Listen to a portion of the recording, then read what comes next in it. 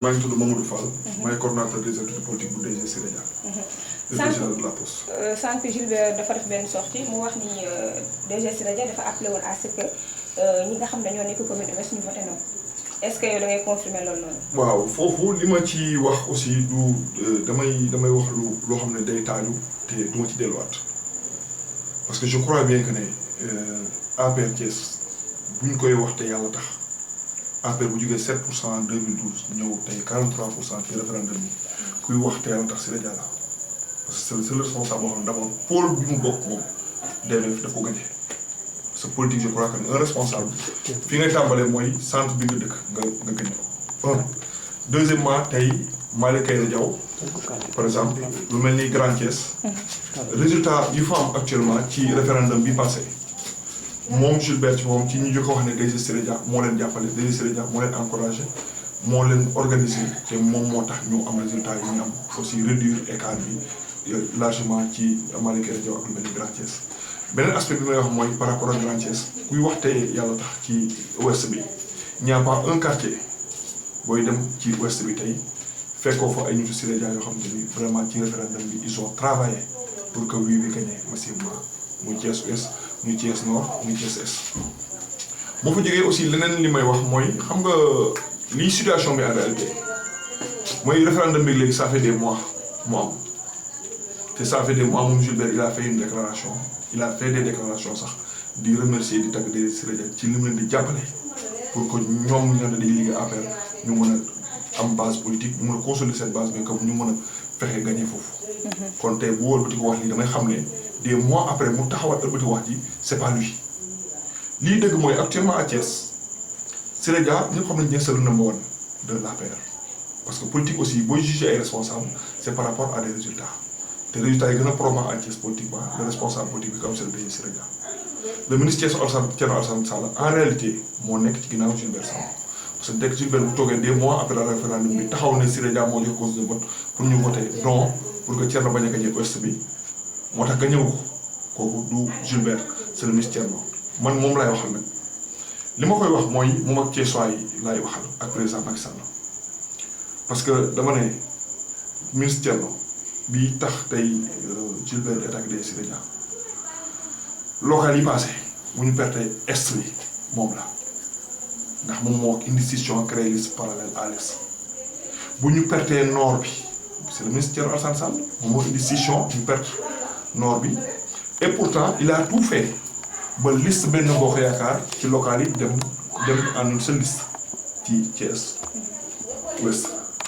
bañ ci jógee le président Macky Sall ba ñu à Thiès il a demandé au ministre Thierno Alassane Sall de retirer ses listes parallèles il a refusé dana président lu mu ko def ci jógee mu taxaw xas président Sall ko lu mu ko yëqul président Macky Sall ci mu amul ñu dem on a perdu kon tey bu ñuy attaqué bu nit ñi génnee di wax bu dee émergence APR ak essor APR la Thierno la ñu war a attaqué parce que des élections locales tey beaucoup de problèmes politiques pouvaient se régler à Thiès mais li ñu perte élections locales yi tey moo tax Idrissa Seck am fi taxaw ne bien des responsables même de l'APR tey moom la ñu àndal te man je crois que ne il fait allusion à Thierno Alassane. yow yaa ngi attaqué Thierno Alassane te pourtant Gilbert moom nee na. dama ne non laalewul ak moom. non laaj nañ ko ko déedéet dama ne moom lay wax mais ñun xam nañu. moom nee na àndul ak moom. non mais ñun xam nañu xam nga mercenaire la on lui donne de l'argent pour qu'il mu attaque nit ñi c'est ça la vérité mais Thierno il avait menacé que ne moom il va combattre Sénégal te tey exécution boobu moo nekk noonu kon tey ñu wax ne tey problème coow li taxat biir Thiès tey ñu wax président Macky Sall ne ko c'est le ministère Alassane moo koy kii tey ndax moom mooy pomper ay jeunes yu tekkiwul dara yu mel ni Gilbert Sambou ay indicateurs police. mais moom waxul loolu rek ñuy salir turu APR di attaquer ku mel ni Sénégal kii responsable yi seen bopp di wax ne sans lui l'APR ne serait rien à Thiès te loolu bu amee tey celui qui a défié le président Macky Sall celui qui a torpillé les listes de Benno Bokk Yaakaar à Thiès mais kon tey kan la ñu war a wax tey moo yàq APR tey kan la ñu war a moo tax APR nga ñëw c'est Thierno c'est pas Sénégal kon tey bu ñu ñëwee des mois après Gilbert yi ngi doon wax ñun il fait allusion à Sénégal moo jox consigne pour ñu voter non loolu xam nga ne wax ju yàqu la Gilbert tey day fa amoon benn problème bu mu am xam nga nit wolof dina ragal féete day xañ wërsëg politique nag mënoo lekk ci responsable yëpp loolu dal Gilbert. moom nee na léegi mouvement am la yor nekkul fenn. non dama ne démb Ndeye Tické la wax tey mu ngi ci Thierno suba mu ngi ci keneen c'est ça la vérité te loolu ñun doxuñu ci moi su ma jógee def déclaration c'est pas Gilbert c'est le cadet de mes soucis mais dafa am allégation xam ne bu ministère Alassane poussé Gilbert mu koy def di attaquer des Siré Dia bu ko sali turam damay génn wax parce que pour rétablir les faits les vrais faits Thierno dafa am taar bu ko topp dans le parti et vis-à-vis du président Macky Sall mooy que ne président ñëpp xam nañu moo tax ñu perte Thiès ci local yi conséquences yooyu moo ñu topp ba tey à Thiès politiquement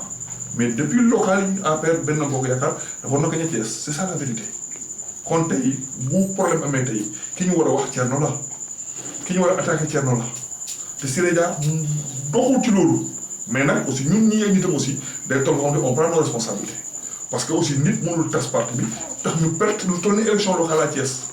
mënul régler problème politique bu président Macky Sall tey ñu taxaw di attaqué Siré Dia mi nga xam te ni il s'est sacrifié ci local yi pour rek unité am ñu dem pour gagner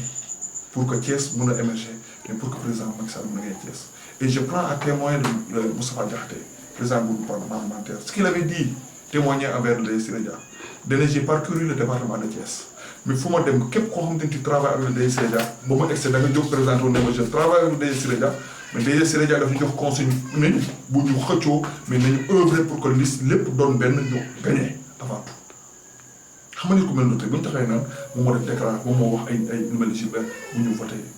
voté non loolu wax ju yàqu la. Et je prends à témoin François Fall qui est là. dëkk randu leen doon responsable Malick Aïda Diaw ils ont travaillé pour le oui ils ont travaillé nitu Siré Dia. joxe woon na consigne bi daal maanaam. non dama ne pas joxe consigne rek ay nitam ñoo pare baat campagne bokk ci comité électoral yi dans chaque comité électoral bu nekk Thiès Ouest ñu bokk ci liggéey gagné yenn centre yi réduire écart bi lu mel ni Malick Aïda Diaw ak Grand Thiès kon tey bu ñëwee ba tey 2 mois après wax dëgg génn c'est que aussi ñun dañuy wax ne dañuy affirmer ne Thierno Alassane moo nekk ci ginnaaw mais li ñuy wax Gilbert moom Thierno mi koy attaqué loo moom la ñu war a attaqué parce que conséquence su division bi Thierno indi Thiès tey moo topp APR ba tey moo tax mënuñu gagné benn élection et pendant ce temps dama la koy wax opinion bi DG Siré Dia tey ku xool bilan vraiment il œuvre pour l'émergence de l'APR à Thiès parce que dëkk boo fa demee tu as les jeunes boo waxee jeunesse da ngay wax emploi boo waxee jeunesse da ngay wax éducation boo waxee jeunesse da ngay wax sport te foog naa ne ñett yooyu tey lu nit wax di ki tax loolu Thiès tey moom jeunesse bi tey amul ci problème c'est le DG Siré Dia en terme d'emploi moom moo koy joxe moom mooy jàpp